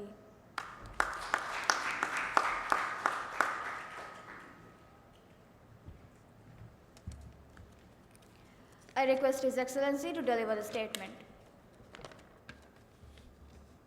Madam President, Mr. Vice President, Secretary General, and all excellencies, UN is a symbol of hope for billions of people around the world. UN convey a lifeline to millions. The obligation we assume in this role is to transform that hope in the face of our common challenges into a better future for all. Today, the COVID-19 pandemic has cast a shadow over our world. It has deepened global inequality even as it heightened our sense of independence. This pandemic together to make leave no one behind more than a slogan. Vaccine inequity is a moral test for the global community. I urge all member states to support the COVAX mechanism. This is the only way we can meet a fully vaccinated world by mid-2022. Ireland is in the process of donating 1.3 million doses to low-income countries. Our support to the global health since the outbreak has reached over 200 million euros. The WHO should remain the heart of our global response to this and future pandemics. However, we must provide it with the political and financial support it needs to do this job. When we reflect to the last 18 months, one thing is clear. The pandemic caught the world off guard. It put into stark relief simple and regrettable fact that we have not made sufficient progress in reducing poverty, that we have not made sufficient progress in access to quality health care and education, nor in climate crisis. If we had made more progress in achieving the Sustainable Development Goals, our society would have been more resilient, better prepared to weather the storm, and the lives would have been spared. Madam President, for Ireland, our membership of the European Union has shown us that pooling our sovereignty enhances, not diminishes it. Our commitment to multilateralism is not simply a stock phrase to insert into a speech, but it's at the heart of who we are as a nation and as people. Ireland will continue to play our part to build and to advocate fiercely for the multilateral system and the people we have pledged to serve. Thank you. Thank you, Representative of Ireland, for your statement. The Assembly will now hear an address by Ms. Maria Manha Hamid, the representative of Sri Lanka. I request Protocol to escort Her Excellency.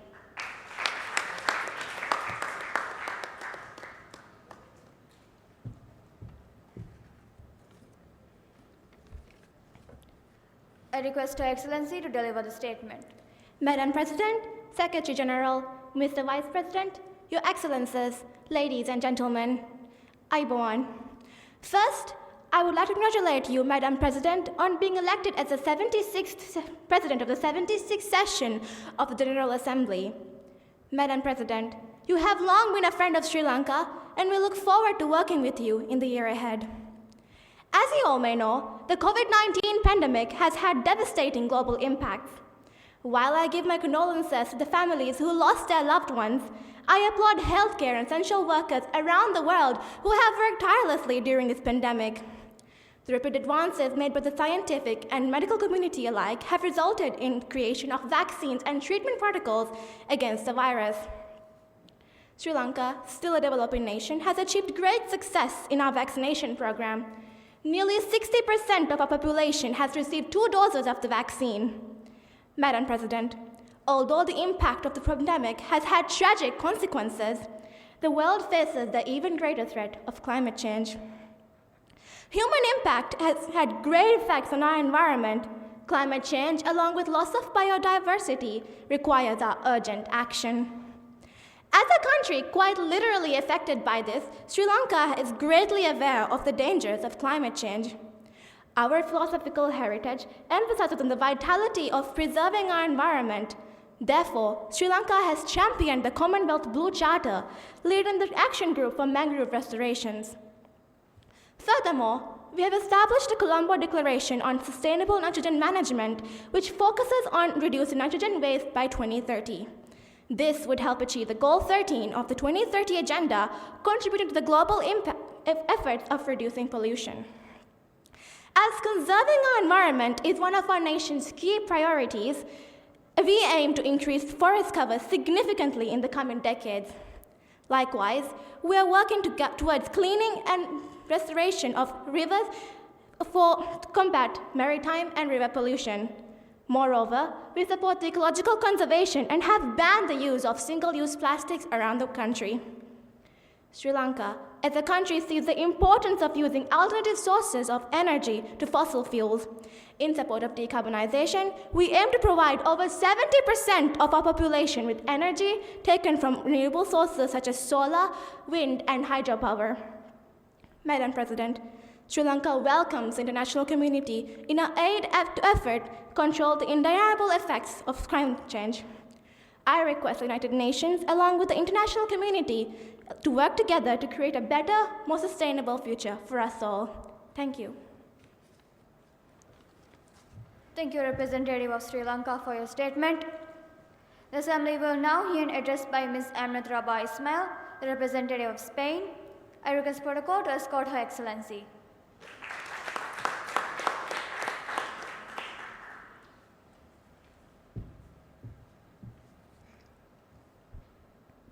I request Her Excellency to deliver the statement. Madam President, Mr. Vice President, Madam Secretary General, Excellencies, ladies and gentlemen. My country, Spain, is located in southwest Europe and is commonly known for their festivities, food and drinks, the easygoing culture, the beaches, and the stunning scenery. There are many great things about Spain. However, we also face many difficulties and problems such as climate change, pollution, and many other issues. One of the issues I would like to talk about is global warming. Madam President, global warming is happening at an accelerating rate in Spain. If we take a look at the ratings of global warming in 2020, the average temperature in the country was 1.7 degrees Celsius, higher than the average temperature in the pre-industrial times, which is between 1850 and 1920. What's more, the rate of global warming has accelerated in the last few decades, rising an accumulative 1.3 degrees Celsius in 60 years, and this still continues to rise. Another issue is the state of economy. Spain's economic downturn in 2020 is likely to be the worst of all Eurozone countries. The economic activity in our country is still currently 9% lower compared to the pre-crisis level. 2020 is a year we all want to forget, but unfortunately, it will cast a long shadow. Given the depth of recession in 2020 and some structural characteristics, the Spanish economy will need a lot of time and effort to fully recover. Thank you. Thank you, Representative of Spain, for your statement. I shall now deliver a statement from the roster.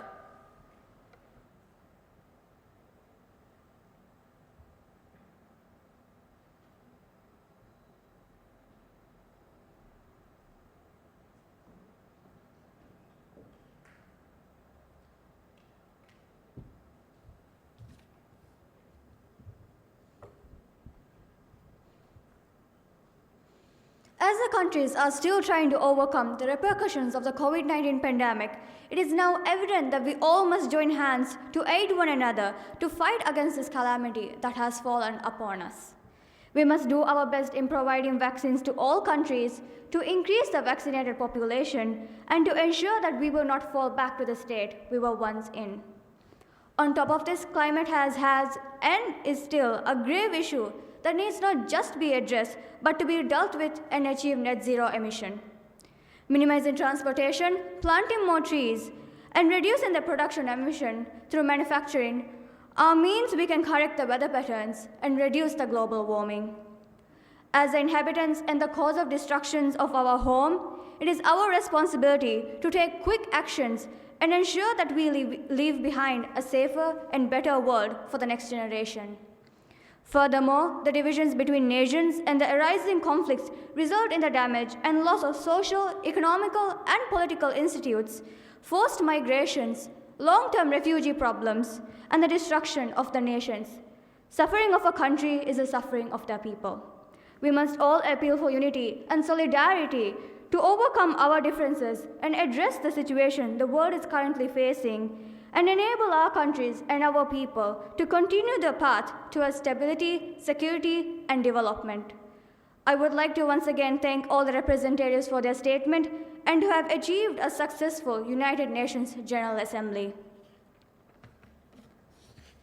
This concludes the 76th session of the General Assembly. I would now like to call upon the chief guest for the night, Foreign Secretary Mr. Abdul Ghafoor Mohamed, to say a few words on the occasion. Foreign Secretary, Mr. Abdul Ghafoor Mohamed.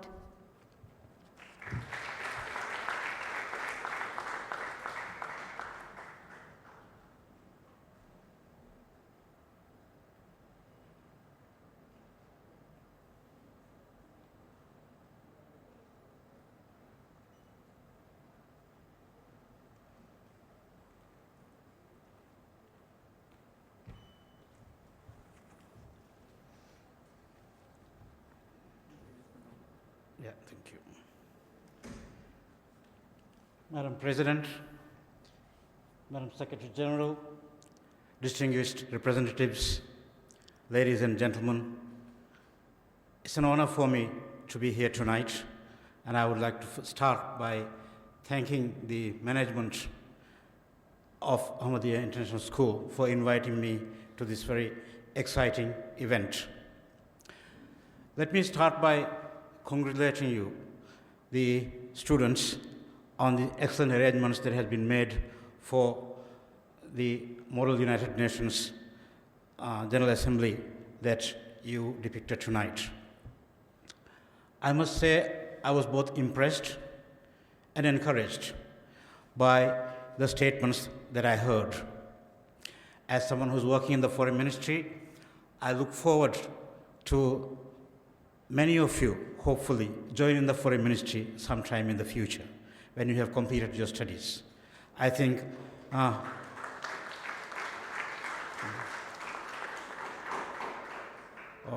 with the caliber of students that came here tonight to give their statements, I think the Maldives Foreign Service has a bright future. So that is why I said I'm encouraged and impressed by the statements. I would also like to congratulate those, not only those who delivered the statements as representatives of their nations, but also those who worked behind the scenes to write those speeches. They were of high quality and covered the major issues that are covered in the United Nations General Assembly debates almost every year. And most of the issues were not only timely and topical for this time, but they were also important to the Maldives as well, like climate change, COVID-19. These are what are the most pressing issues that all countries are grappling with. That is not to say that there are not other issues. Let me also say that United Nations is an important organization not only for the Maldives but for the whole world. It was set up with a lot of hopes and aspirations, and many might today feel that it has not delivered to the expectations that they might have had when it was first set up. Yet I would say that would be wrong. United Nations has had many successes, and it has helped to keep the world safer than we might be without such an organization. It is also the only organization that has a universal membership, and it is also the organization that keeps countries like the Maldives safe in this world as sovereign nations. In this regard, I would like to point out that Maldives play an important role in helping small states become members of the United Nations. You may not know, or maybe in during your research you might have learned, that when the Maldives became independent in 1965, one of the first decisions that was taken by our then President Ibrahim Nasir was to join the United Nations. That was not a time when many small states had joined the UN, but having achieved independence at the time, as a very small nation, the president at the time felt that it was important for the world to recognize Maldives as an independent sovereign nation so that we would be respected and protected and would be able to be a member of the international community and sit with them as an equal. But at the time, it was not always guaranteed that we would get the membership. In fact, when the debate on membership of UN for Maldives was discussed at the Security Council, there were some members who were not very keen to have Maldives admitted to the UN, because they felt, although the Maldives may be an independent state, even a sovereign state, because of its smallness and because of its very limited resources, we would not be able to undertake the responsibilities and the responsibilities that a member of the United Nations is expected to take. In other words, although we may be willing to be a member of the United Nations, we may not be able to carry out the responsibilities that were entrusted upon members. And yet, after much debate, the membership decided to grant membership to the Maldives.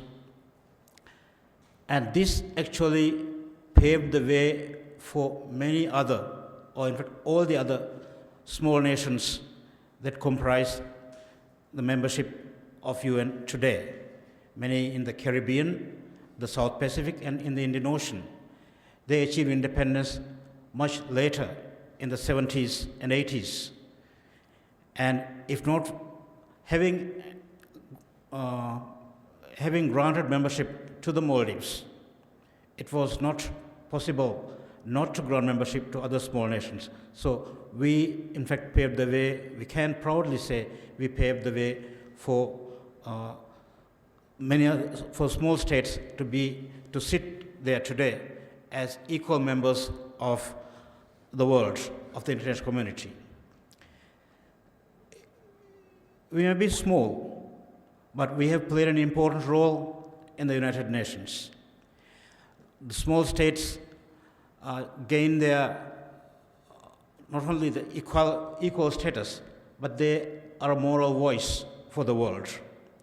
Many of the issues that are discussed, like the climate change, especially the climate change issues, on issues like this, the small states represent the moral voice of the world, because these states do not contribute much to the degradation of the world environment, and yet they are often on the front lines of being affected the worst. And this is why at the various international fora and at the COP, recently concluded COP meetings, the Conference of Parties of the UNFCCC. Anyway, that the voice of the smaller states make it difficult for the more developed, more larger states to ignore the pleas that we make for a more just and a more humane world that would take into account the plight of smaller states. I don't want to take too much time. I remember the Madam President had said each representative should get only 5 minutes. I do not want to go beyond my time. But so before I conclude, let me once again congratulate all of you for a very successful and a very meaningful, entertaining, well, it's not right to say it's entertainment because this is not entertainment, these are serious issues of it's been a learning experience. I wish you all the best, and I hope the next Model United Nations General Assembly that would be organized by the school will be even better. Thank you.